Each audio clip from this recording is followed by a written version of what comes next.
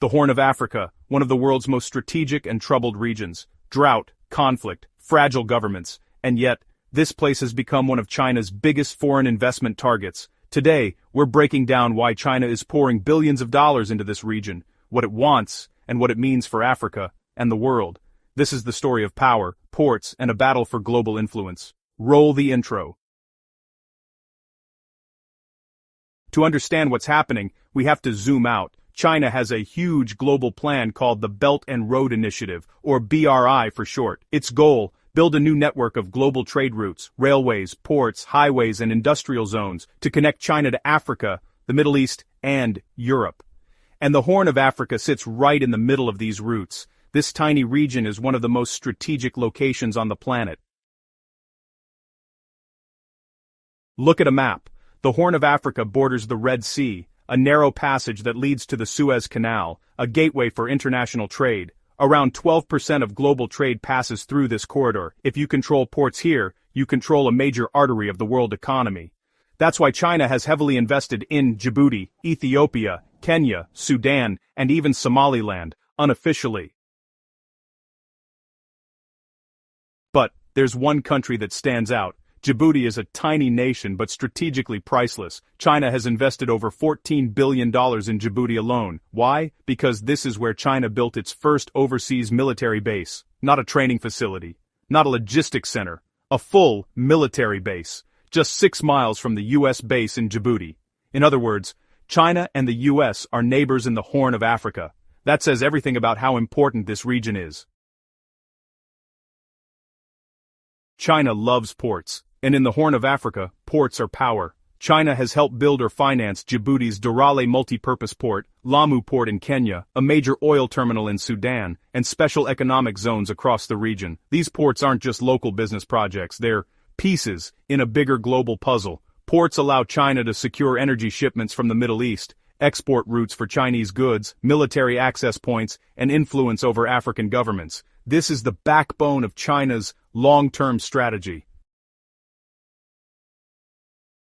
Ethiopia is Africa's second most populated nation and China's biggest partner in the region. China built the Addis Ababa-Djibouti Railway, multiple highways, hydropower dams, industrial parks, Ethiopia's new national stadium, and Africa's biggest aerial city terminal. China wants Ethiopia to become a manufacturing hub, like a mini China inside Africa. Why?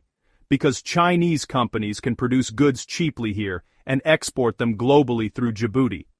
It's a win-win, at least in theory. But there's a catch.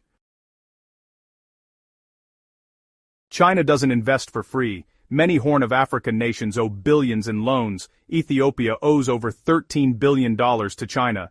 Djibouti's debt to China is estimated at over 70% of its GDP. Critics call this debt trap diplomacy. Supporters say these projects wouldn't exist without China. So who's right? The answer is complicated. Some projects have transformed economies. Others became debts with no profits. But one thing is clear. China gains enormous leverage over countries that rely on its loans. Political leverage, strategic leverage, and access to territories and resources. The Horn of Africa might not be as resource-rich as West Africa, but it still matters. China is chasing oil from Sudan and South Sudan, gas pipelines from Ethiopia, rare minerals across the region, and fishing rights off Somalia's coast. In a world where China's energy needs are constantly growing, every new resource matters, and securing these resources near the Red Sea is a major advantage. China isn't just building ports and bases, it's also building influence. It sponsors scholarships for African students, training programs for government officials, Chinese language centers, media partnerships, and honestly, thousands of local jobs. China wants African leaders, and African people, to see it as a partner, not a threat. And in many places, this strategy is working. African leaders often say, the West gives lectures, China gives roads. This soft power strategy is part of China's long game. Let's break it down simply. China's goals in the Horn of Africa. First, control key trade routes. The Red Sea is a maritime superhighway. Second, secure resources and energy. Think pipelines, ports, and mining. Third, expand military presence. Djibouti is just the beginning. 4th, build political influence through loans, training, and diplomacy. And 5th, create new markets for Chinese companies. Construction, tech, telecom, manufacturing, you name it. This isn't charity, this is strategy.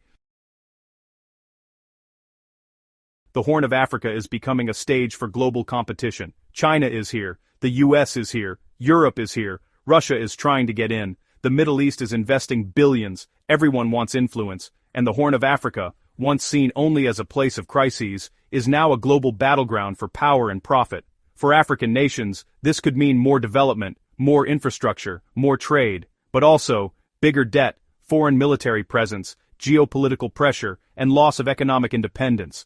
The future depends on how African governments negotiate their deals, and whether China keeps walking the line between partnership and control.